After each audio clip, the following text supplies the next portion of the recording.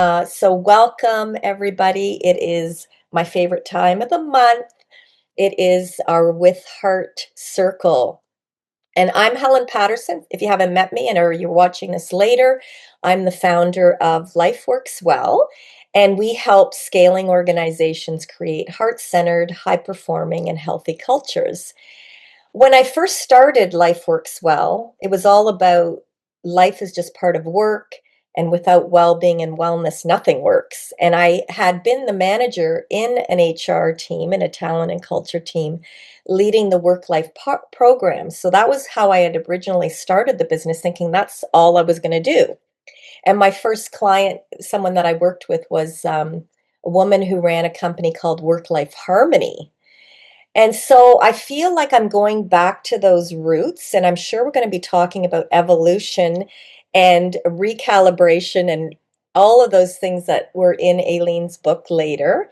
And yeah, I am so grateful for you to be here today, Aileen. I'm going to introduce you. Before we start, though, I just love to acknowledge the land that we are on. And it's interesting because I'm down in southwestern Ontario, which my husband and I will be moving eventually. And I love that. I mean, reading your story, Aileen, too, about you and your husband deciding like to live in like a quieter place. Like there were so many parallels. It was interesting. But the land that I'm on today, which is not in Toronto, it's southwestern Ontario, and there is Walpole Island First Nation.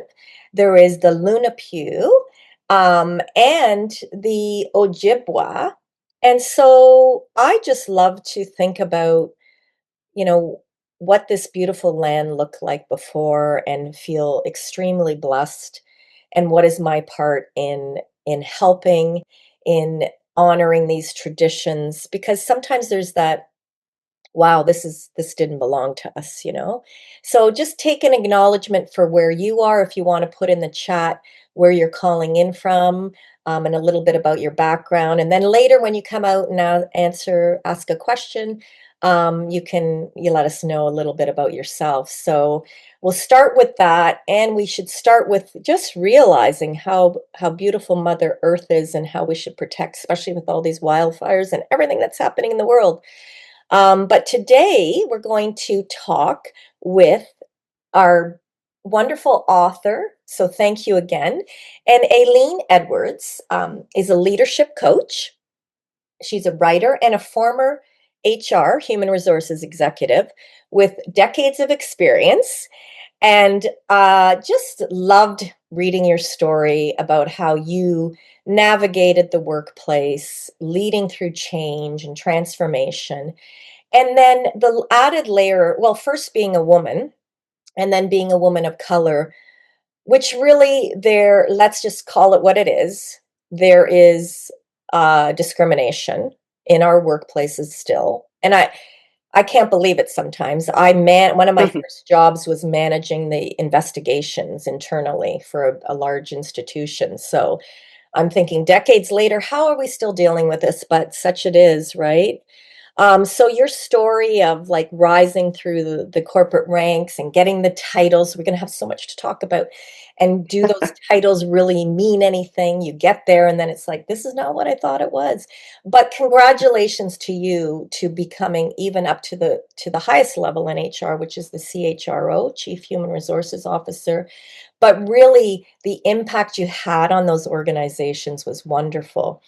Um, Aileen is also passionate about empowering women, especially women of color, to lead with authenticity, courage, and clarity. So she does a lot of coaching, mentorship, which my passion is mentorship. So we're definitely going to have some questions on that. I'm just going to check to make sure, see if there's anyone else that's looking to come in before we get into, yes, oh, we have a couple more. Making sure people are coming in. Hello, hello, Level and Kadeen, Coach K, yay.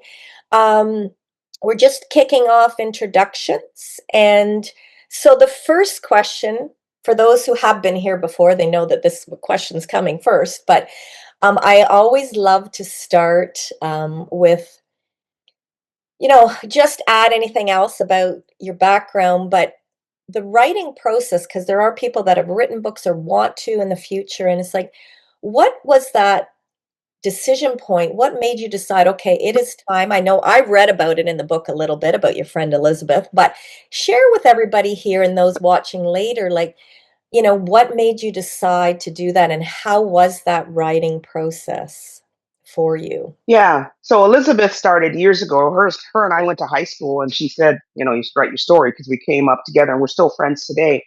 But the point where I started thinking about putting it on paper was after my mom passed away. I was just filled with so much emotion that I needed to write down what I was feeling, and I wanted to. There was things about my mom that I didn't know, and I wish I had known. Like when she was younger, I didn't know my mom other than my mom, right? So I didn't want my children to not know who I was outside of mom. So I started writing all of that kind of stuff. So it started originally for my children. And then it kind of morphed into some other things as I started to thinking about what my mom went through as she was growing up and navigating working as a housekeeper and watching other people's children and facing racism and all that. And then it just kind of morphed into the leadership. And how that happened was I was working with a coach and I told him I wanted to write. And I said, but I don't know how to start, where to start. I don't know where to write. I don't know how to write. And he said, here's what you do. You take your age and you break it down into chunks. And so I wrote from when I was 1 to 11 and then so on and so on. And every chapter or every part in there was weaved into, going from, 5 is the part that I could remember the most, right up to 11. So I wrote all the things that were in there. So it ended up being morphed into more. And then as I got into the working world, it it came into my titles, the structure, the things that I navigated through. And I wanted my children to know that it was okay that you can get knocked down and whatever, you can still get up and do some more things and just be who you want to be. Because my mom, although not an educated person, always instilled into me that I could be whatever I wanted to be, no matter what. I love that. And I the love writing process took like 10 years. So, I only wrote when I felt passionate about writing. I didn't write for the sake of writing. So it took quite a bit of time to write. So Yeah, that's beautiful. I have a friend, Karen, she usually comes, but she's navigating some life challenges, right? And she actually is a resilience coach as well, and she nice. will have more to write about, but she found all her old journals from years ago. Like she started journaling quite young and has gone through like everything. And I thought, oh, I wish I had some of mine. And again, like the memories, Yeah. I think sometimes I want to go to a hypnotist, but then I'm like, I'm not too sure I want to really know what happened that I've blocked out, but who knows? So take us back a little bit, the beginning of the book. That 5-year-old little girl, I'm getting goosebumps about that too because, one of the themes I thought from the book was about the issue of safety. Like, we Yeah. need to feel safe in our bodies, and we have learned, depending on w our upbringing and everything else and what's happened to us when we what it's like not to be safe, and then that whole fear thing that we're trying to all overcome to get Yes. visible. Anyway, but tell us about that. I loved how you started out with the story back home, and that was a bit frightening for you, the It was 5-year-old very girl. frightening, when you're 5, and that was back in South America. And in the book, it talks about the houses were on stilts. They weren't like the homes here in North America. And so we were having this earthquake, and I didn't know what an earthquake was. And all I know was that the bed was shaking, the place was shaking, and I had no idea. And then my dad came into the room and sort of held me and made sure that I was okay. And then I remember going out onto the veranda and feeling this earth moving, and I had no idea, and I was freaked out. But there was that sense of safety with my mom and my dad to say that it was going to be okay. I don't remember where the other siblings are. It wasn't about them. It was about me in the moment because I was like freaked out. So that was my first little sign of that safety net or not having safety. Up until then, everything had been great. Then all of a sudden, my whole world was shaking. That's so interesting because when we think about it and you hear about, like, early education and early life experiences up to 6 and how much, it forms, who we are. I don't remember a lot from back then, so, I have a few starting in about grade 2. Oh, we have another person joining, great. And it's so you know, you had so many stories to share, and I loved how you broke it down because, like, leaving Guyana, right? Like, leaving where you grew up till 8 years old, I believe it was when you left, That's and, correct. so, yeah, just walk us through a little bit about, coming to Canada, because there were I mean, there's so many stories, so if you haven't finished the book, finish it. It is just a beautiful, moving book. I just really loved it, and it was the storytelling, and it was beautiful, and, you shared a lot about your journey up until this point, right? So, Mhm. yeah, what was going through you? I mean, and that's I mean, the theme of not of being different, obviously, this is where it's starting, coming to Mhm. Canada, so, Mhm. do you wanna share a little bit about that? Sure. Well, the plane ride was exciting, very exciting, and back then you dressed up in your cute little outfits and your dresses and so on for the event, the venture. And then I get here, and September was cool, and I'd never felt that coolness before. So that was a little bit of an opening for me. It was like, ooh, it's kind of cool. I didn't know what to expect. And then I started going to school, and I up until this point I'd been to school, and everybody looked like me, and all of a sudden nobody looked like me. Nobody looked like me, nobody acted like me. So it was really difficult to trying to navigate that. And then it was difficult for them as well, because here I am, not to suggest that they hadn't seen a black person before, but now you're in class and they're trying to get together and they're trying to make friendships. And so I had all kinds of questions asked about, why are the inside of my palms white when the rest of me was black? Because you're 8 years old and they don't understand and they don't really know. So I wasn't sure how to answer these questions. And I remember asking my parents, like, how do I handle those questions and how do I do that? And why am I different? Right. And they said, well, we're all different. We're all different in many, many ways. And we're different because we came from South America and there's a lot of people of color in South America. Canada is predominantly white.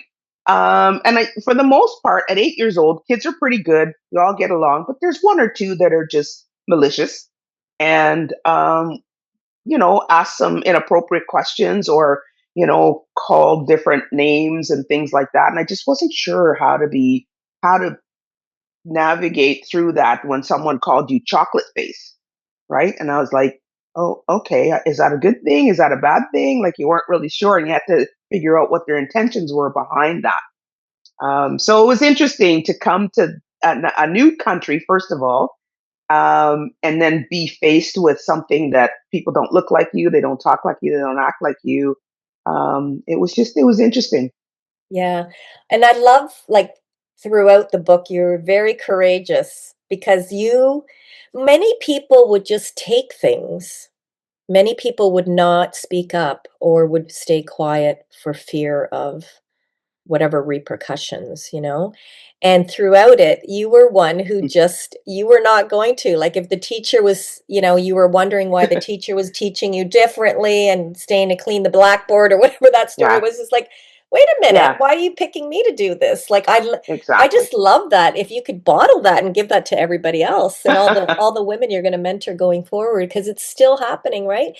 Um, Hmm. so one of the things before everybody hopped on, Aileen and I had a quick chat because some of you know that I grew up in the projects in Ontario housing in Ontario, and so but what was interesting is there was still a bit of segregation, right? So depending on which projects, like the buildings, so your experience was still different because where I was, a lot of European, I guess, background, and Hmm. I think there were only 3 Black families in the whole little community. There weren't that many buildings. I think maybe 5 or 6 buildings at the most, like row houses, and, but many of them became my good friends, and I still have a relationship with one woman who actually worked with me for a while too, and it's just lovely because we saw a lot of people that didn't make it through Right. challenges and things like that, so it's like, Yes.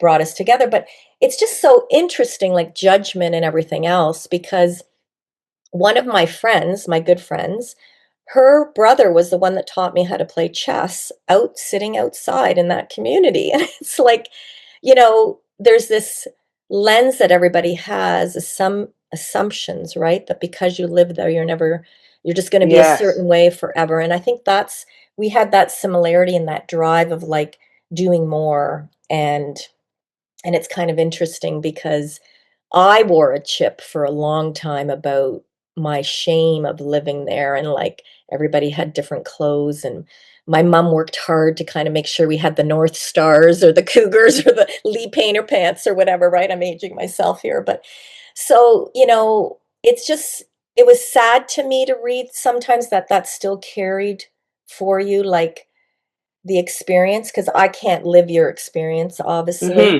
but I Hmm. think, it carried through to the workplace. And, you know, one of the things, the whole systemic, it's a lot of it is systemic, right? Whether it's government, whether Yes. it's corporations, Yep. it's like, Yep. what would you recommend, given all your experience, and then, for people to how to advocate? Like, what do you recommend? Because you're an EDI expert as well, even though it should be other people doing the work, not you. But what would you say to people as a start, like how to make a difference, how to just help change this dynamic?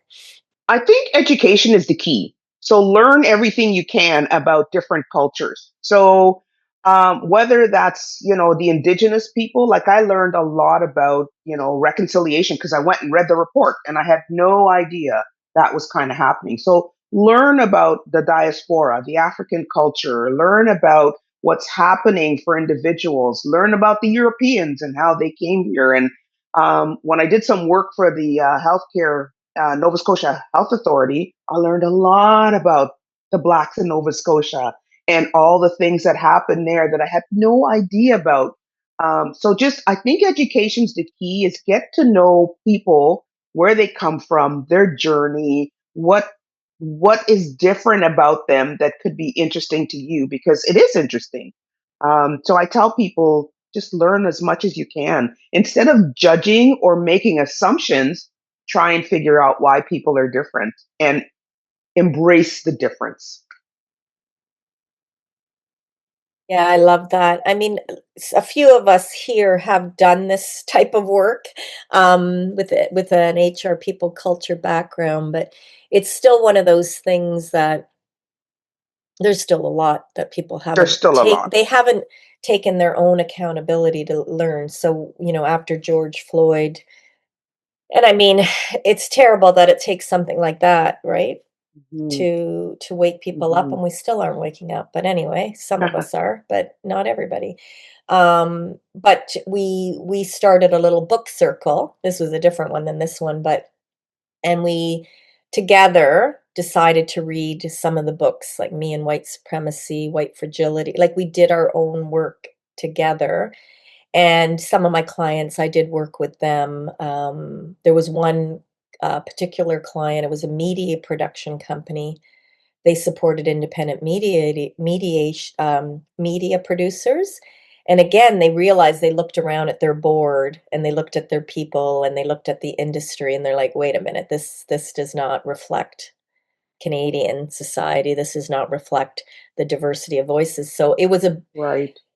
it was at least people were taking some action. So that's just like, but it's still, when we hear we're pausing these programs, or I think individuals can still make a difference. And so, I think that's the key there. I agree. Yeah, I wanted to acknowledge Lovell, who has been a regular here, and I think she said she had to leave a little bit early. So, Lovell, I wanted to give you an opportunity before you hop off, because I think you said you had to go at 10:30, in case you wanted to say hi, ask a question of Aileen, before you hop off. So good to see you. Good to see Welcome, you and Jane. good to see everyone else. Thank you, Helen, for acknowledging that. Yeah, I do have to leave. Um, I just wanted to make a comment actually.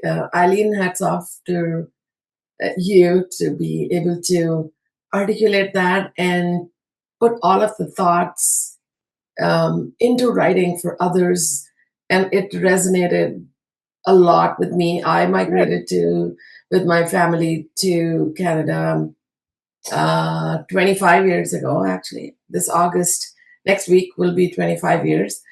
Excellent. Yeah, right. And a lot of it resonated because it's the same thing, whether you're black, whether like anything other than white, right? So, and 25 years back as well, there was not this much of evolution of EDI as it is now, but there is still lots and lots and lots of work to Mm-hmm. be done. Mm-hmm. Um, in my experience, what I had felt, obviously, what there was, initially when we landed here, it was a lot of discrimination to be faced and all of that, which has improved over a period of time. But even now, sometimes there is a feeling that there is representation, there is acknowledgement of the diversity, and so there is a spot, for lack Yep. of better words, but there is still, not only for that there is a lot of work to be done, but way more work needs to be done for people to feel belonged, Yes. right? To have Belonging a is a real voice. issue. So Mm-hmm. you have a chair on the table, you have a seat on the table, you're there, but do you feel belonged or not? Is a lot of work to be done, because Agree. what you say, does it matter? Is it heard, or is it just a box that is checked off? Right. And I still feel that. I still Yeah. feel that. And, I don't want to point out to any particular thing, because obviously my whole career and whatever I'm doing now is on my LinkedIn. So I don't want the people to link something to something, Mm-hmm. be very specific. And I think it's tuned into, when you are in HR, to be mindful of that. And so Right. that's why. But I still, to date, I feel that they I heard I they agree. heard me, but they did not. They listened to me, but not heard. Did hurt you. Yeah. And Lovell, I can relate. I got to the highest table and still didn't feel like I belonged. Like I was the only. And it was great to have the title, have the money, all that kind of stuff. But I felt that what I had to say was just maybe too much. And I remember my CEO, when I was at the hospital and trying to introduce, EDI and so on, and she said that was asking for too much. And I just thought, well, why are we here? Are we just doing a ticky box exercise? So I understand where you're coming from. It doesn't matter about all the titles, and it doesn't matter what you say. If you don't feel like you belonged as part of that senior team, that's really hard to overcome. Mhm. Yeah, So thanks for thank that. you for putting those feelings of millions of people into Well, writing. yeah, thank you for that. Honestly, I wrote it and then I'm like, I can't put this out there. There's no way. I'm embarrassed. I don't want people to know, this scared little girl at 5. I didn't want people to know I came from housing, that I lived in housing and that I was poor and that my mom was whatever. So there was a point where I was like, I'm not gonna put that out there. I wrote it, it's great, it's good. I'm gonna give it to my kids and life is great. And then I have a lot of people in my corner that said, you need to put it out there. You're going to help other people who can relate and who it resonates with. So I threw it out there and I was kind of like, that whole imposter syndrome that still goes up and around. So I'm glad that I did because I had no idea the impact it was going to have. Yeah, it was just kind of cool. But I honestly thought about not doing it. Yeah, for sure. There's Yeah, that Jennifer just put it in the yeah, Jennifer just put it in the chat. It's a gorgeous gift. So yeah, very well Thank Yeah. said, you. Jen. Thank you. Oh yeah. Thanks. I'm glad to see you, Level. We'll see you next month, right? Thanks for joining. Yes, Linda has a thank you. question next, and this is great. I always, especially because I have a bit of a cold too, so my my sniffles will be interrupting, but I love that other people have comments or questions. So Aileen, do go you ahead. think that experience made you a better HR professional, Absolutely. and why? I think because I was able to share my experiences with the people that I hired and the people that I worked with. People like stories and they like to know where you came from. And from an HR, I've always been a relationship builder, and building relationships means being truthful and being honest and sharing who you came from, where you came from, and who you are. So I think that helped me a lot in my HR, especially when I was facilitating some classes and writing policies and so on. I think my experiences absolutely made a difference and made me a better HR person. Thank you for asking.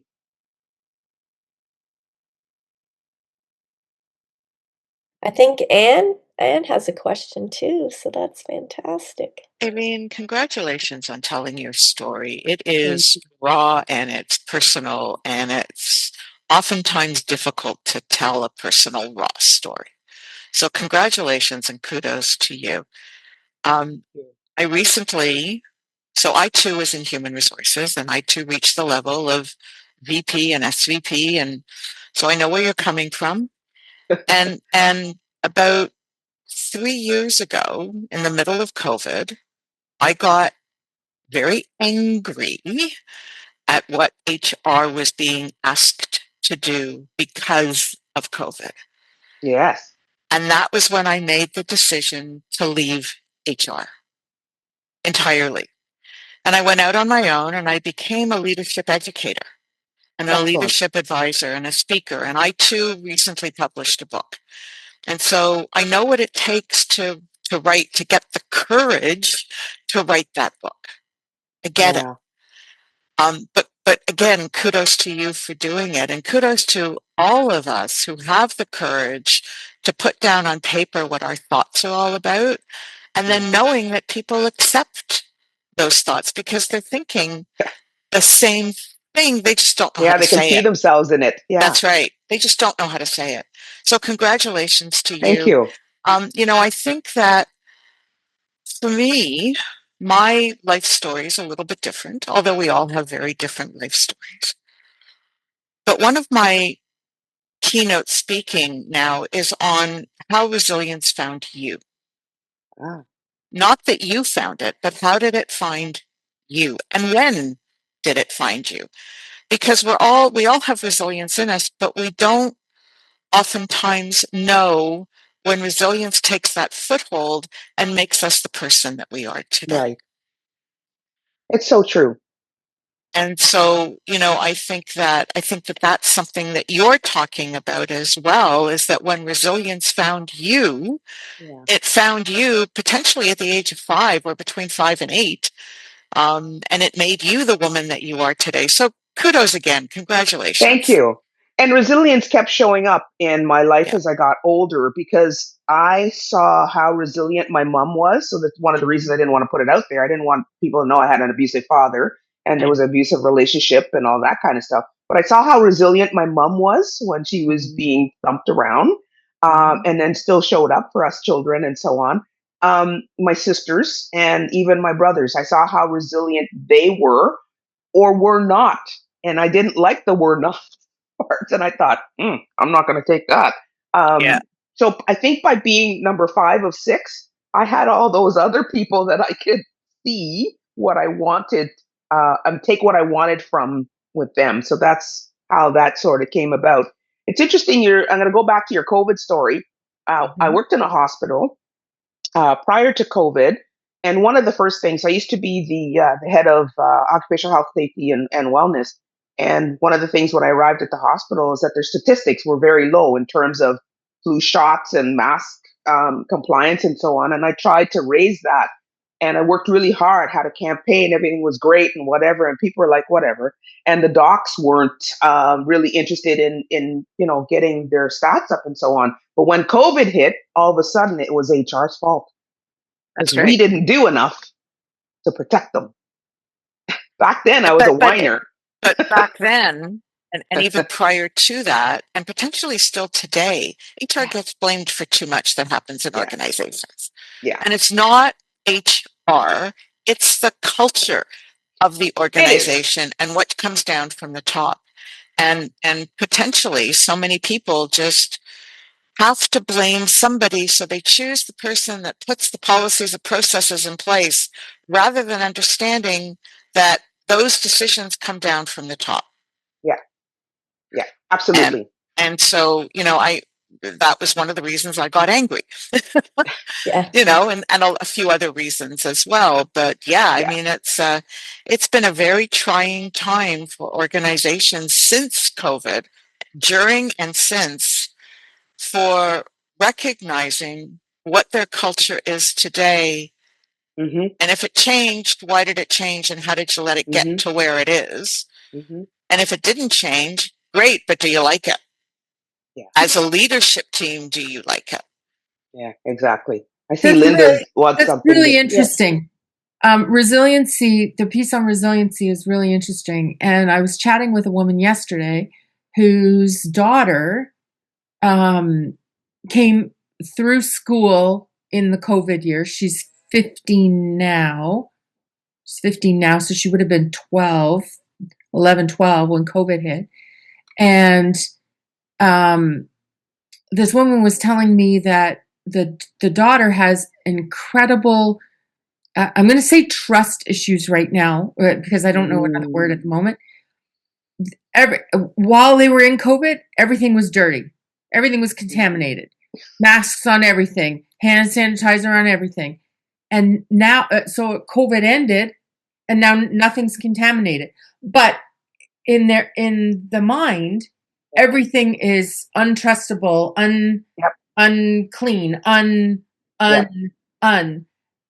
And that Yes. cohort is going to be workforce, and they're Yes. still going to be dealing with that mindset.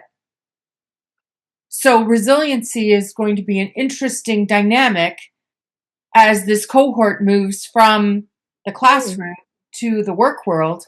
And what's that Yes. going to look like? I know. So And it's how? Yeah. interesting. It's interesting, Linda. I call it uncertainty as well, Yeah. Yes. Yes. because Very everybody much. is uncertain about how they're dealing with today's world. Yeah.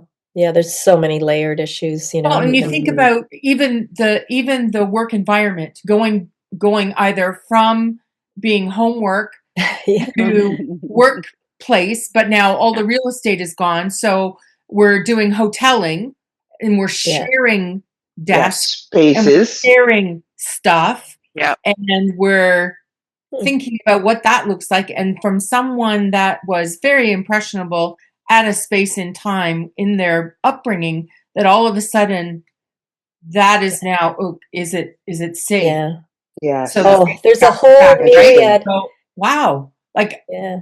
wow. A myriad of issues, right? Like my daughter works remote. A couple of the kids that are visiting, Tim's cousin's kids, both of them have been working fully remote for a while. So we were talking a little bit about that, like the social skills and Mhm. resilience skills. Like we can learn, and we've navigated, many of us here in our age group. I'll just throw that out there. But we had to kind of learn just through trial and and Yes. and hard knocks and everything else, and then you kind of pick yourself up, and it's like you're not really taught. So the fact that they're bi-level, the fact that there is this opportunity to actually have more coping skills and learn Mhm. about nervous system regulation, like none of that, unless you've gone through some traumas or something that, had you go and get resources if you can afford them, so to Mhm. speak. There's a bit online, right? So, I mean, that's one of the things, Aileen, with your story, is that it's not what I did love, and I have to put a plug for this because I'm a huge fan and proponent of mentorship. The book that I put out this year is called Create a Mentor Culture. And so it is about the ripple effect of that. And so every time I read now and I hear about someone having a mentor and someone, at least someone in your corner, because it usually will start with a parent, but not always. and then or a teacher or someone in the workplace that sees something in you. And so the light in you that many of your mentors saw, and that, to have that support even when you were navigating those barriers and those ceilings and everything else. So I'd love you if you could share just a little bit about the impact of mentorship. I was going to get into your worst HR experience, but maybe we can't put that out in the public, or we'd have to take that out. But It doesn't matter. It's probably in the book. yeah, So it's probably in the book. There was a few. it's out It there. was so It's out good there. to share. I think it's important to share. Like, It it's is. so hidden. Absolutely. We know I'm that happy to the share. underground, the reality is like all the lawsuits and all the things, we don't see any of that. It's not public. I had worked in that where it's cleaned up. You know what I mean? Right. Oh, yeah. So, yeah, tell me a little bit about the impact of, a couple of your mentors and, I um, have had a few. I've been fortunate enough to have had a few mentors, both male and female, and people who saw things in me that I had not seen yet. Whether they called it greatness or whether they called it something else, they saw something in me and pushed me and helped me and mentored me. So when I first was in my first HR career, I was in a file room and, I knew I wanted to do something else. And somebody took a chance and said, well, you can do something else. So I remember being mentored by that supervisor and being told, yeah, you can do it. Just put your mind to it. And here's how you can. Here's what you can go to school and do this and go to school and do that. Because I never had an opportunity to go to college right after high school because we couldn't afford it, right? Couldn't afford to go to college. So I went to work. So I've had mentors throughout. I even had a nice mentor in when I went back to school when I was in my 50s. I was getting my university degree. And I thought I didn't belong there because I was a girl coming from the other side of the tracks, I'm this and that and so on. And I'm too old and all this kind of stuff. And I remember the one professor saying, you're exactly where you're meant to be. Like, you can do this. You're just as good as everybody else. And that gave me the confidence to really put it out there. And it was excellent to have that person in your corner to say, yeah, you're just as good as everybody else in the class. So I've had a few mentors along the way, colleagues. I've had a couple of, bosses. I had a great coach who was a super coach and mentor, and that helped me to pay it forward because I remember how good it felt when somebody said, "Yeah, you can do that." And I thought, me? Little old me? And I remember how good that felt. So I wanted to pay it forward to other people. So I've always tried to mentor people, and I mentor people all the time about all kinds of things because I know how good it made me feel when somebody said, "Yeah, you're good. You could do it." that's amazing. So thank you for sharing that. If you were to look back, I mean, up until this point, and you've done a lot already, you've had quite a career, and now you're still out there with the coaching and speaking and things like that. So I've been grappling with this whole retirement concept myself. And people keep saying, when are you retiring? And I'm like, I'm afraid to, because I hear these stories about someone finally retires and then they're sick or whatever. And so I'm calling it re-inspirement and There you go. rewirement. Yeah, I So the love it. next, right? But It's for just the you, next chapter. yeah, for you, can you tell me? I would love to if you could share like the worst situation, because you had quite a few stories, which is why your resilience is so strong. You've overcome a lot.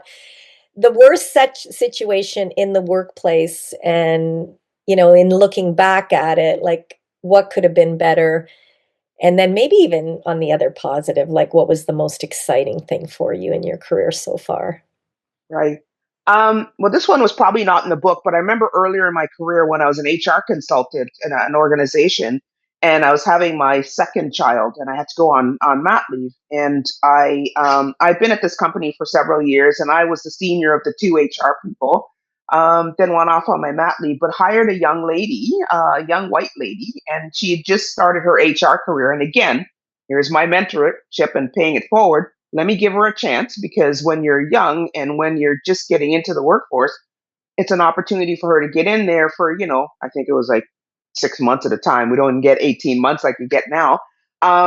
to give her a little opportunity to get her foot in the door and get some HR experience and so on while I was away. And that was great. But when I returned from mat leave, my boss decided to make her a manager. So she became my manager. So she had very little HR experience. And I chalked it up to, again, the color of my skin, because what did she have that I didn't have? She was a young white girl, pretty, everything looked great, and I was not.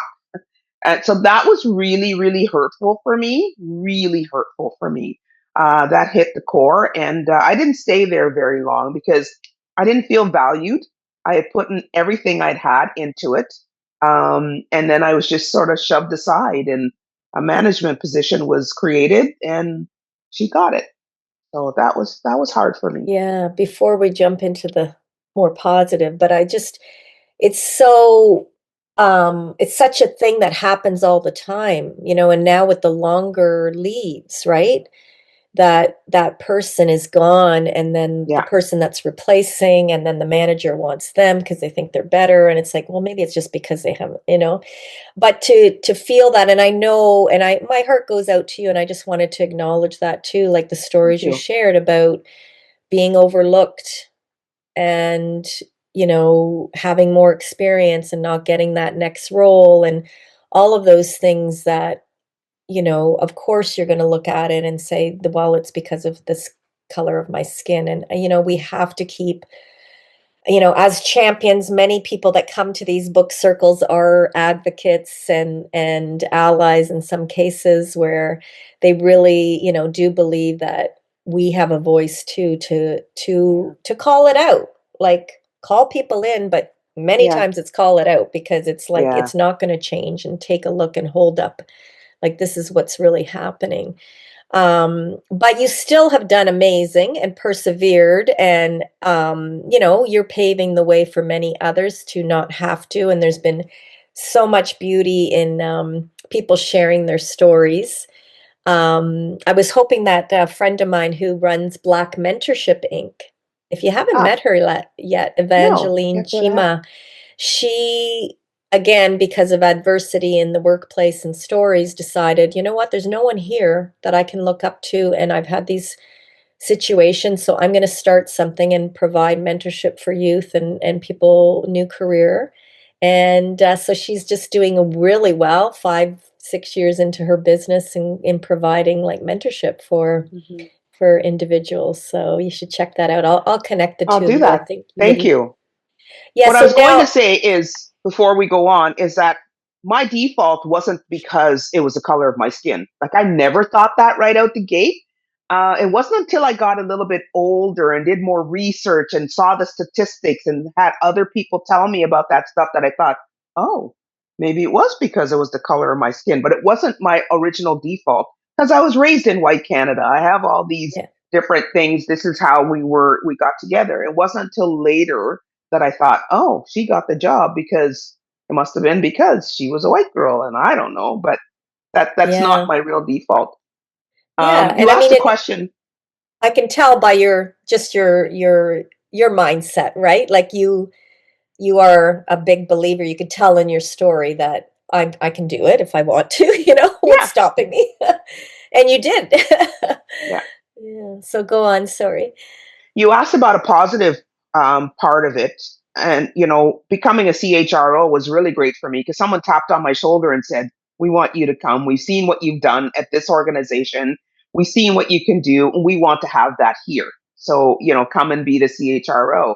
And that was a white person as well. So I mean, it doesn't really matter. I think it's not about the color of your skin; it's about the content of your character, I guess. To quote a great man. But that's the positive thing, is someone tapping on your shoulder and said, yeah, you can do this. You can come and work for us and do great things. So I've had both sides of the coin. Yeah, I love that. I want to just read something to everybody that I really loved. It was kind of a big summary of, because your work is primarily in leadership now, and has been through your journey. Becoming a leader was not a single moment. but a mosaic of moments, each one chipped away through challenges, resistance, courage, and hard-won confidence. I did not simply rise through the ranks. I carved a path through silence, doubt, and expectation. I learned that leadership is not about the title you wear, but the truth you carry. I learned that working twice as hard doesn't guarantee fairness, but it does guarantee strength. I learned that your voice matters, especially when it shakes, and that standing in your truth, even when it's uncomfortable, is a radical act of leadership. I loved that so much, and it kind of feels like it So, sums you up. And it's and something that, if you were to give everybody one piece of advice about stepping out and using your voice, yeah, what would that be I to think it's inspire just us? yeah, I think it's just to keep going. Like, don't shrink. You just keep talking, and somebody out there is going to hear you. Somebody out there. The majority of them may or may not, but that didn't matter. It felt good for me to share my experience and to make a difference talking to somebody else. So I think just keep talking. So I've got a sorry, It's okay. sorry, I had an incoming call, so it interrupted my talk. Don't just keep talking. Just keep being who you are, and eventually you will feel proud of yourself and your accomplishment. And other people, whether they like it or not, that's fine. But I know that I've touched people out there because they've come back, and I've had people who see me now on LinkedIn and will say a post and they'll say, "Oh yeah, I remember working with you 20 years ago. Oh my God, you made an impact on me when I didn't know." Right? So I've had Yeah. people reach out to me and say, "Wow, that is so inspiring, and I remember working with you and how kind you were and this and that." So to Yeah. me, just keep being who you are, being your genuine, authentic self, and it'll just get you where you want to go. Love that. Love that. Jennifer, I'm wondering, did you have any question or thoughts that you'd like to share? Make sure everyone have an opportunity. Sure. Yeah, I'm just really grateful to be here and to hear these stories and to reflect. I think that's the piece that I think early when I first joined and I had a couple of things happening, but I heard the thing that I heard that I thought was really powerful is, curiosity really allows for bridges. And Mm, And I think it is one of the things that statistically is most different about the United States is mhm, the very, very limited number of people in that country that have spent time in other cultures and mhm, countries. And how I recently had a conversation with a friend about her son just had an opportunity to do one semester abroad. And I think it was in Japan, and where he was placing himself as a fairly privileged young white male, and being completely out of his comfort zone for at least 4 months, and using that time to then go into other countries and other parts of that country, and how much that's changing about his worldview and what's normal, right? what's mhm, what's what am I used to, and why we think mhm. what we're used to is the right way. and Yes. and when you think about how backward it is that white people can feel uh, dominant as far as what even numbers is ridiculous, right? Like all you Mhm. need is to open your eyes and go spend some time somewhere else, and that's just not the case.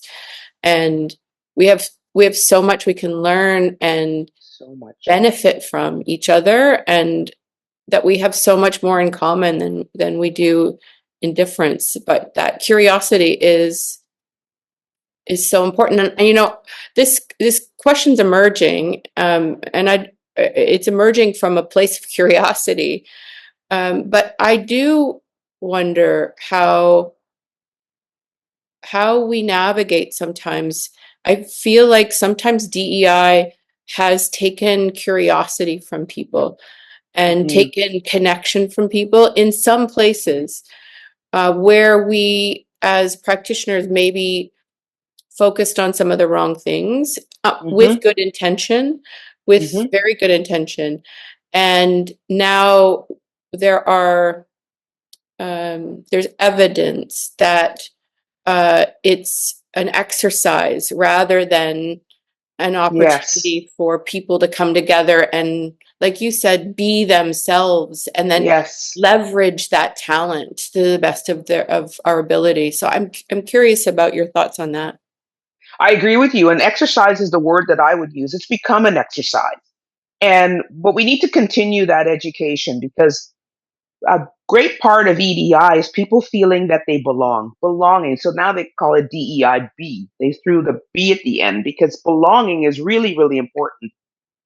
And if you don't feel that you belong in the room, that you belong in, at the leadership table, that's a really hard thing. And diversity needs to be the table. So, I mean, I was the only black person at the table all the time. I was always. So, how do I feel included? Yeah. I felt included because maybe I was the token black person that they decided to hire to go on the table to make it look a little bit diverse. But at the end of the day, the whole board of directors were all white males. They weren't representative of the hospital or they weren't representative of the places where we work. So it is still an exercise, but I still think that there's an opportunity for us to keep going because people do feel belong when they learn something new about diversity and equity. Yeah. Yeah. Yeah. That. That's a beautiful reflection and question. Thank you. Yeah. I mean, Thank you, that's the thing. Jennifer. That's the thing about this opportunity, this reading books or educating, as you say, and learning and just being open to the curiosity and the connection piece, right? Because that's the only way we can really learn about each other is to actually sit and as Lovell said earlier, right? Really be listen and hear someone versus having a not a meaningful conversation Yes. or connection. So, And I mean, this has been lovely. Before you go, and we can keep it open for a few more minutes, if anyone has a book with them, I'd love to take a screenshot. Emmeline usually does that for us. I left my book at home, unfortunately. I'll have to post another one, but does it's anyone funny you else? should ask. Yeah. I Oh, just happen good, to have it. good. Okay. Yay! Let's Thank you, I'm gonna get Anne. Anne off for a second. So to look at, oh, and do you have it on the phone there, Yeah. Jennifer? Yeah. Yay! Hold the. Just I can't. unblurring my I can't screen hold so you mine can up and. see it. Oh. Oh, nope. That's your no going back leadership No without limits. limits. Oh, that's yours. Excellent. That's mine. Oh. Yeah. Okay. Yay! But we'll hold up. If you hold up your phone, Jennifer, that's good too. It doesn't matter. It's a thought. Let me Here get. I we. love that. Yeah. I had highlighted a lot of parts, so I'll still be putting some things out there. But we'll wait for Jennifer, and then we'll wrap up. And this is the book we're going to be discussing next month. I Next can't month. get I No. it. love it. Don't worry if you can't do it. Just smile. Yeah. Okay. Sorry. I'm showing my age. That's okay. We're good. It's just a thought. So thank you. And again, we have a few more minutes if anyone wants to ask another question. But just real quick, what do you envision next for this next chapter, Aileen, for yourself? I know, like at the end of the book, you were talking about just continuing. But do you have any big plans, or are you going to let it Uh, go with the I'm going to flow? let it happen naturally, but I think what's happening is from seeing what people have said, it's more about mentoring. And I've got a couple of book suggestions out there. Consider writing about mentoring young Black women. So that's an opportunity. And then talk about why everyone needs a coach. We don't Yeah. realize that's how it works or what coaches bring to the table. So there's a couple of different things, and depending, so I'm just taking information right now to seeing what's out there and seeing what people would like to know. And people are like, oh my God, Yeah. that resonated with me. That resonated with me. So I think some of the stories are a highlight. Maybe there's a few things that I can go deeper into. Yeah. So I do plan on writing, Yeah. continue writing because I it's love interesting. that. Yeah. Yeah, the writing and speaking about it in your stories. And I mean, the Yes. mentorship sounds wonderful. That's again my passion. That's the ripple effect, right? Once you've had, and Yes. then in the book I did talk about the differences between mentoring and coaching. And we didn't get into Good. sponsorship, but that is again another opportunity, right? For Good. elevating voices, right? Hmm. But yeah, I'll look forward to read whatever's next. I haven't decided either. I'm taking a big break. Ah, good for um you. just yeah, you know what, and this is the thing, our life journeys, and I was just great the timing of reading your book, and so thank you again for first of all writing it and sharing that with us. And I just because my mom's story of resilience, and that's again, there was a lot of parallels that I just hit my heart because my mom raised 5 kids pretty much on her own because my Ah, dad he was there, but he wasn't, and he was an right. alcoholic, and he died when I was quite young, and I had to kind of Sorry heal to hear. I had to heal that relationship posthumous, so to speak. Yeah. But it's just interesting, these strong women, the women Hmm. in our lives that really, you inherit. You think you don't want to be your mom, but then you're like, I'm just like my mom, and I like the parts that I am like my mom, True. Um, but her story of being in refugee camps in Poland, and like, there's just so much. And so my daughter was like, "That's the next one, Mom. Maybe it'll be a fictional, Yes. historical fiction, loosely That based would on be a few women." amazing. But That'd be yes. amazing. Oh, but Jennifer, I want to make sure we have time for anything else. I just wanted to throw it out there that there's been a thought kind of continuing in my mind about the fact that there are a lot of young people who are feeling a lot of discouragement right now in the job market with AI. Many of them are highly educated, and yet they're Hmm. still not getting roles. And I probably have about 6 of them right now that I've been having conversations with. Um, and very often they are the kids that are coming from more marginalized communities, and oddly or not, are more educated even, and feeling that you know the clock is ticking.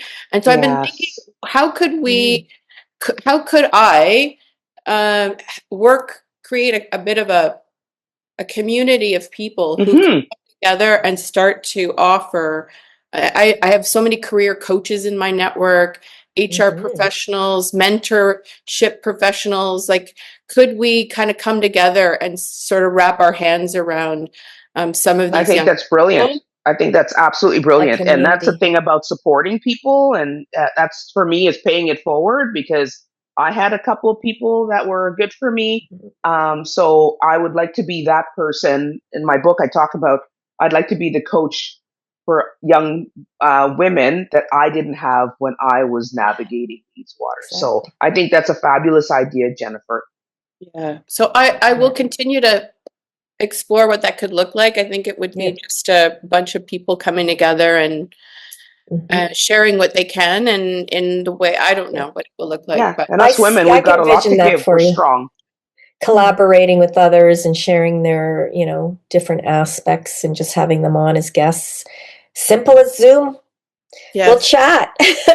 So funnily Yeah. enough, I Linda. ran, yes, funnily enough, I ran a think tank for the meeting and event planning industry on Wednesday, and we had a group of educators from post-secondary, um, industry professionals, all of our association folks, and we were talking about the gap in human capacity in the business event industry itself, and it's in a crisis state right now. And Mm-hmm. as we move forward, we're going to have a lot of trouble fulfilling the service aspects of meetings and events moving forward. So we were having this conversation, and the mentorship piece, um, and getting into the high schools, guidance counselors, etc.,